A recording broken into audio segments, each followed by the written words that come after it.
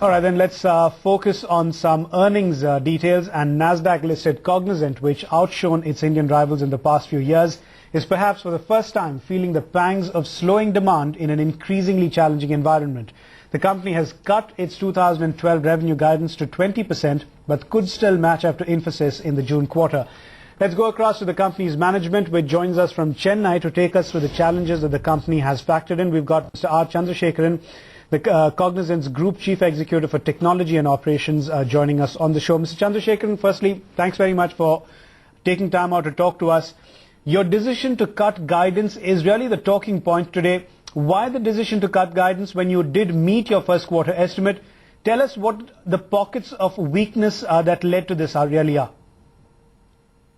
Yeah, thanks, Jaren, for having me on air. First of all, we are quite pleased with our growth, both the growth that we saw in Q1, which is actually a 2.9% industry-leading growth that we registered, and also the growth outlook, though we have reduced it from 23% to 20% for the full year, it's still, by far the industry-leading growth. So we are quite pleased with the past growth as well as the growth outlook for rest of the year. But what has led to the, reducing the overall guidance is the acceleration of demand that we anticipated at the beginning of the year didn't really live up to our expectation. It is much lower than what we had anticipated originally. That's what has led to reducing the guidance. But still, we are quite pleased with the growth outlook for the company. If you really look at all the industry segments, they are all poised for good growth. Even the troubled financial services segment, though it may grow slightly lower than the company average, but it's still growing at a healthy pace for us.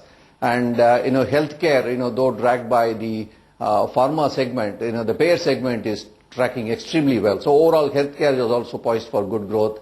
Good growth opportunities exist in the retail and manufacturing segment, as well as in the other technology, communications, information media segment. So overall, we feel pretty good about the growth outlook for the company rest of the year. And we also see pretty healthy uptake in all the service lines, whether it is infrastructure services, BPO services, or consulting.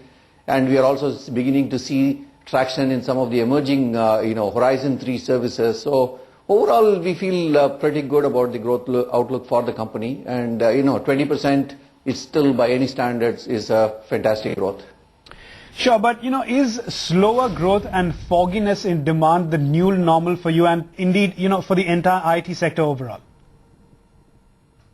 I wouldn't characterize it that way. We just had, the acceleration was slower than what we had expected. Let me elaborate. In the banking segment, for example, overall our financial services segment grew healthily, right?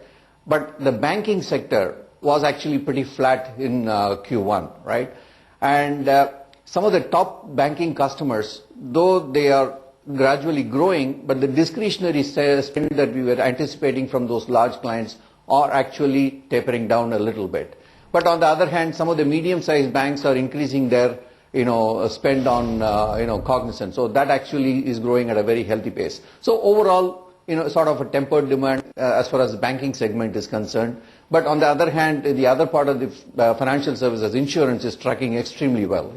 Insurance grew by almost 6% sequentially last quarter. And we expect a good growth for insurance segment. So overall, banking and financial services will continue to grow, maybe slightly lower than the company, but still a lot of growth is out there.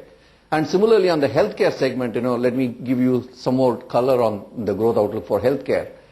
While on the payer side, we saw a fantastic growth in Q1, almost 7% sequential growth.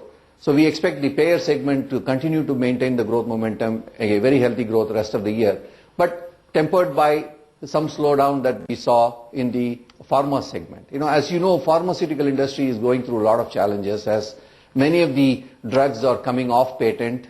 And, our business in the pharma segment particularly is all about discretionary spend. So as these customers are challenged, so the discretionary spend is actually coming down. So that leads to some softness in the pharma industry. So barring these two, we see pretty healthy outlook for our business overall. So by any standards, we are quite pleased with the growth outlook, though we have reduced the outlook from 23 to 20%, but it's still a very healthy growth for the company.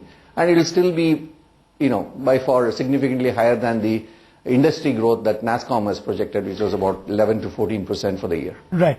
Right. So, but Mr. Chandrasekaran, would you say that the US presidential elections that will take place towards the end of this year are one big factor for all the softness that you are seeing in the North American market, that, where people are holding back on certain decisions that they ought to be taking? I don't believe so. I don't think US elections has got anything to do with the demand. Customers are still looking for improving the efficiency and effectiveness in their business. And they are really looking at partnering with companies like Cognizant to really be more effective in servicing their customers and also leverage our skills and capabilities to introduce newer solutions in the marketplace so that they can be more in tune with what their customers are expecting. So we don't believe that the US election is a factor in the demand for our services. Right. And lastly, Mr. Chandrasekaran, you will be almost, will almost be neck and neck with Infosys in the June quarter. How does it feel to disrupt the IT pecking order in less than a year after you beat Wipro last year? Yeah, George, this question was asked last year also, but as we responded at that point in time, this is not something that we chase as a goal. Our goal as a company is really to be the industry leader in terms of the growth for our business. We want to really invest more through our differentiated financial model, differentiated operating model, so that we can gain market share. And as long as we continue to sort of meet those goals that we have set for ourselves, we are quite happy. And we are quite happy that even this year we are expected to post an industry-leading growth. All right, Mr. Chandrasekaran, thanks very much. It doesn't really matter what pecking order you are in terms of revenue. All right. All right, thanks so much, Mr. Chandrasekaran, for joining us on the show and walking us through your quarterly performance, and congratulations on those set of numbers.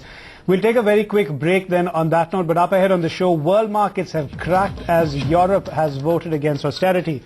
A check on the markets when we're back.